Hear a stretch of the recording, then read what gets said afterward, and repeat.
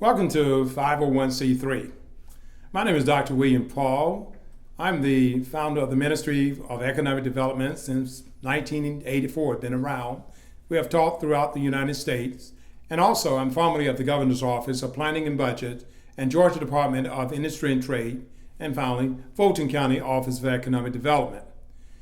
By working there, we found out that most folks could not go for loans, so we found that it was more practical to set up nonprofit tax-exempt organization to rebuild our country and to rebuild our community in particular. Now, most folks just want to know, how do we go about setting up this 501c3 and to receive that letter of determination from Internal Revenue Service, and where agencies can give you grants to rebuild your community. 85% of all the companies out there, they have a nonprofit tax-exempt. Well, let's walk you through how you obtain your letter of determination, or as we call it, the 501c3 code. First, you have to reserve the name with the Secretary of State to make sure it's not taken, because a corporation is a legal entity or artificial person that is authorized to transact business in that state. It can sue, it can borrow, and it can file bankruptcy just like you can as an individual. Again, it's an artificial person. So you have to reserve that name to make sure someone else, they don't have that particular name. Otherwise, you cannot use it.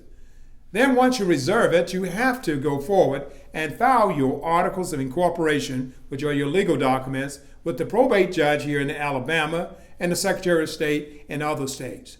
Once you complete that task, they will stamp it, and of course, that make you official.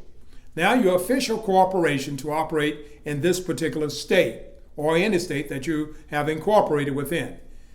We must have bylaws, which like the United States Constitution, so bylaws are your policy and procedures. The next is an EIN. Of course, after you're born, later on you're going to receive what we call your Social Security number, but that's the same as the EIN number, which is Employer Identification Number. Most people call it the FIN number, Federal Employer Identification Number, which is given to you by the Internal Revenue Service for the corporation, which is the Corporation Identification Number. Last point, you must complete a 1023 with RAS. Now that's a fee for that. RAS charge a user fee of $850. With that $850, it can entitle you to apply and be eligible to receive a letter of determination.